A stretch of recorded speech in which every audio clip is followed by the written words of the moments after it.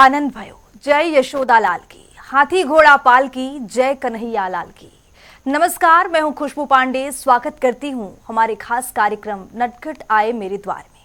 श्री कृष्ण के महिमा निराली है। बाल्यकाल में उनके द्वारा की गई अनेकों लीलाएं अद्भुत है। श्री कृष्ण को 16 कलाओं में संपन्न माना जाता है और बाल काल से जो भी उन्होंने लीलाएं की है वो काफी ज्यादा अद्भुत और मनमोहक है।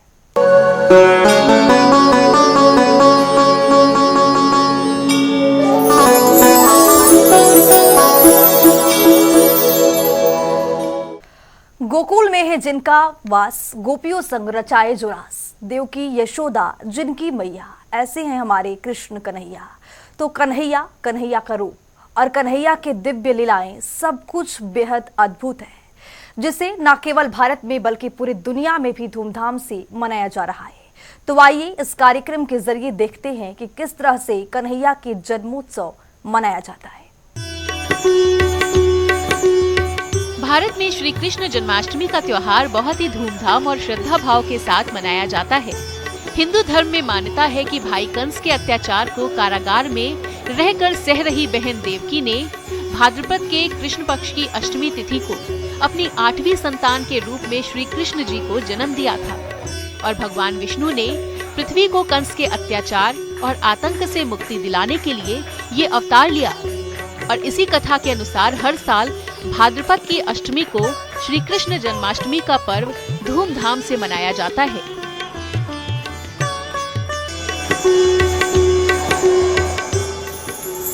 श्री कृष्ण की महिमा निराली। श्री कृष्ण 16 कलाओं से संपन्न। श्री कृष्ण का बाल्यकाल बेहद मनमोहक। माखन चोर का नटखट अंदाज मन मोह लेने वाला। राधे राधे। जनता टीवी परिवार की ओर से जन्माष्टमी की बहुत बहुत शुभकामनाएं। पूरे देशवासियों पर भगवान श्री कृष्ण अपनी कृपा बनाए रखें। आज जन्माष्टमी के इस पावन अवसर पर योगेश्वर भगवान श्री कृष्ण, जिन्हें भुवन मोहन कन्हैया लोग प्यार से कहते हैं, उनके जन्म दिवस के इस पावन अवसर पर एक उनकी बाल लीला का गीत लेकर के मैं आपके बीच में उपस्थित हूँ। इस बाल लीला के गीत के साथ में हम उनकी लीला यात्रा को समझ पाएंगे। मैं शुरू करता हूं और मुझे पता है कि हमारे जनता टीवी के दर्शक भी इस बाल लीला में आनंद लेंगे। मैं शुरू कर रहा हूं। राधे राधे रसना में घोल दीजिए ये, राधे राधे रसना में घोल दीजिए ये, जय जय श्री कृष्ण जी की बोल दीजिए ये। लल्ला की सुन के मैं आई, यशोदा मैया दे दो बधाई। लल्ला की सुन के मैं आई, यशोदा मैया दे दो बधाई। लल्ला की सुन के मैं आई, यशोदा मैया दे दो बधाई। लल्ला की सुन के मैं आई, यशोदा मैया दे दो बधाई। दे दो बधाई मैया, दे दो बधाई। दे दो बधाई मैया, दे दो बधाई। दे दो बधाई मैया, दे दो बधाई। लल्ला की गाना की सुन के मैं आई, यशोदा मैया दे दो बधाई। लल्ला की सुन के मैं आई, यशोदा मैया दे दो बधाई।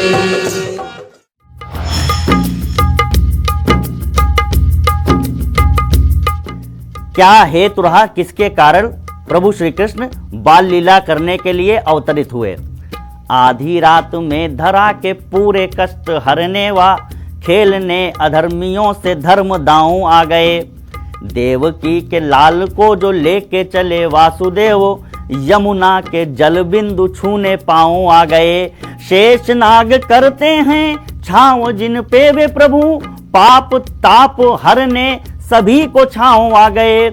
शेष नाग करते हैं छाँव जिन पे वे प्रभु, पाप ताप में सभी को देने छाँव आ गए, और तोड़ कर कारागार के कड़े प्रबंध कृष्ण सबको आनंद देने नंद गाँव आ गए, सबको आनंद देने नंद गाँव आ गए। तो जगत के आनंद के लिए नंदगांव में आकर कृष्ण रहने लगे। इसलिए इस लीला पर हम बस इतना कहना चाहते हैं, प्रेम अब दिखा अनमोल दीजिए, जय जय श्री कृष्ण जी की बोल दीजिए। टीका भी लूंगी मैया बिंदिया भी लूंगी, टीका भी लूंगी मैया बिंदिया भी लूंगी, ओ टीका भी लूंगी मैया बिंदिया भी लूंगी, टीका भी लूंगी मैया बिंदिया भी लूंगी, ओ रेशम की लूंगी रजाई, यशोदा मैया दे दो बधाई, लूंगी रजाई यशोदा मैया दे दो बधाई, ओ लल्ला की सुन के मैं आई, यशोदा मैया दे दो बधाई।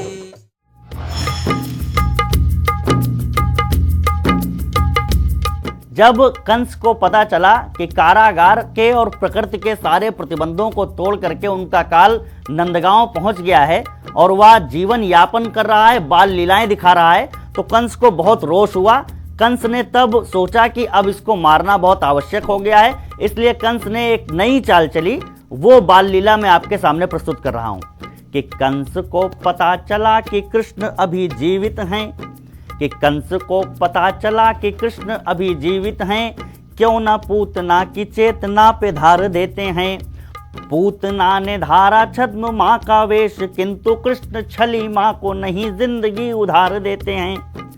पूतना ने एक बहुत बड़ा पाप किया। हमारे यहाँ कहा जाता है माता होती है लेकिन कुमाता नहीं होती है, और पूतना ने माँ का वेश रख करके एक बच्चे की हत्या करने का प्रयास किया। इसलिए श्री कृष्ण ने उनके जीवन का सबसे बड़ा दंड उसे दिया, और उस दंड को देने के बाद भी दयावान कृष्ण ने क्या किया, ये बाल लीला मैं आपको सुना रहा हूं कि छली माँ को नहीं जिंदगी उधार देते हैं, दूध पीते पीते प्राण खींचने लगे गोपाल, राक्षसी को धरती पे गिरा मार देते हैं। दूध पीते पीते प्राण खींचने लगे गोपाल, राक्षसी को धरती पे गिरा मार देते हैं। 4 बूंद दूध पी लिया तो दयावान कृष्ण, पापी पूतना को मार के भी तार देते हैं, पापी पूतना को मार के भी तार देते हैं। ये कोई नहीं कर सकता, ये केवल कृष्ण कर सकते हैं कि जिसका दूध पिया है उसका ऋण भी उतारना है और उसे दंड भी देना है, तो ये केवल कृष्ण की महिमा हो सकती है।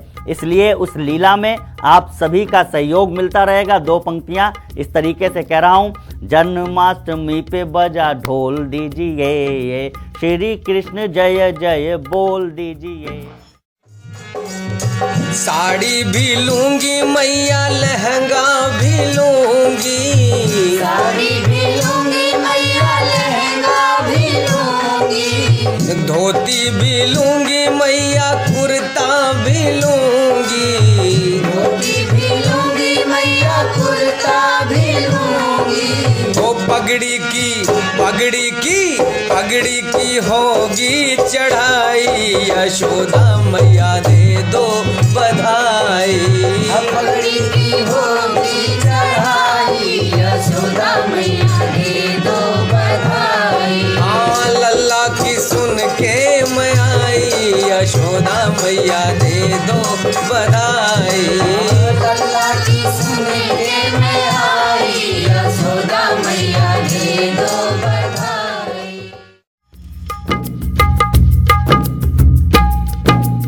और बाल लीलाओं में बहुत अति प्रिय लीला जो भगवान की रही है, वे सब लोग जानते हैं कि उन्हें माखन चुराने का बहुत शौक था और वो माखन चुरा करके खाते थे।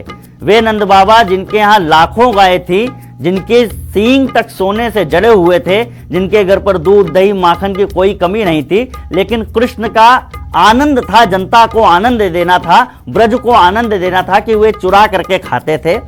तकनीक माखन चुराने की हजारों देख, मैया तो कन्हैया से वहीं झगड़ लेती है, टांग देती छींका बड़ी ऊपर अटारी पर, कान्हा फिर भी न छोड़े तो वो लड़ लेती है, कान्हा फिर भी न छोड़े तो माँ लड़ लेती है।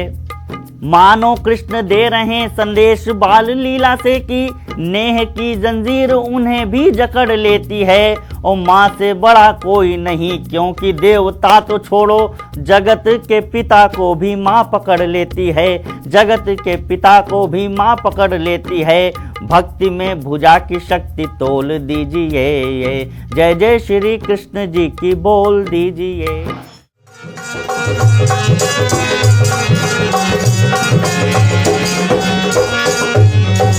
हरवा भी लूंगी मैया चूड़िया भी लूंगी, हरवा भी लूंगी मैया चूड़िया भी लूंगी, हरवा भी लूंगी मैया चूड़िया भी लूंगी, हरवा भी लूंगी मैया चूड़िया भी लूंगी। ओ कंगना पे कंगना पे कंगना पे होगी चढ़ाई, यशोदा मैया दे दो बधाई।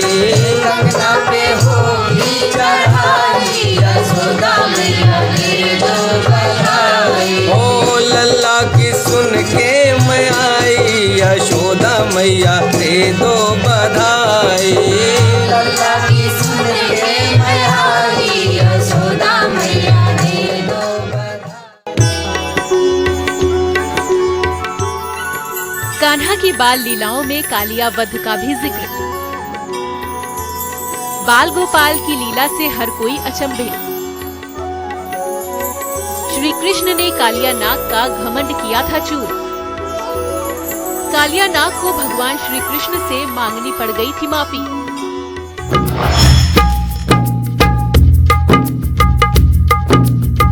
और एक और बाल लीला जिसके कारण श्री कृष्ण ने अपने जीवन में पर्यावरण रक्षा का संकेत दिया है।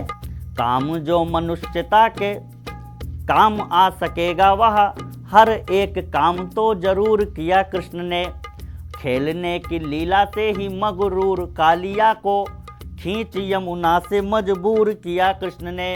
कालिया के फन पर नृत्य करने के साथ उसका घमंड चूर चूर किया कृष्ण ने। और ब्रजवासी पशु पक्षी यमुना की रक्षा हेतु कालिया को यमुना से दूर किया कृष्ण ने, कालिया को यमुना से दूर किया कृष्ण ने। जिसके ऊपर खुद शेषनाग छत्र लगाते हो, कोई कालिया उनका क्या कर सकता है।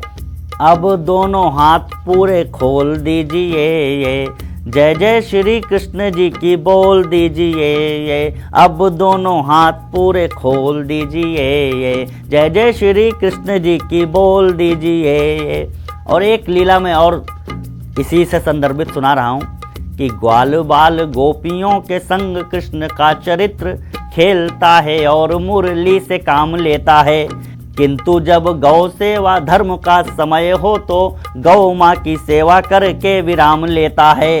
सर्प के फनों पे पद नंदलाल के पड़े तो कालिया स्वयं घनश्याम नाम लेता है। गौ सेवा का प्रसाद इतना मिला कि कान्हा एक उंगली पे पर्वत थाम लेता है, एक उंगली पे पर्वत थाम लेता है। तो ऐसी बाल लीला करने वाले प्रभु श्री कृष्ण एक उंगली पर पर्वत थामते हैं। तो इसका अर्थ यह भी है कि अपने जीवन की पर्वत जैसी सारी समस्याएं आप श्री कृष्ण के चरणों में अर्पित कर लीजिए, वे उसे एक उंगली पर उठा करके आपका कल्याण करेंगे। जय श्री कृष्ण, राधे राधे। जन्माष्टमी की बहुत सारी बधाइयाँ जनता टीवी की ओर से आप स्वीकारिए और जन्माष्टमी को बहुत आनंद के साथ में मनाइए। राधे राधे। जन्माष्टमी में जो नजारा और धूम मथुरा में होती है वैसी शायद ही कहीं और।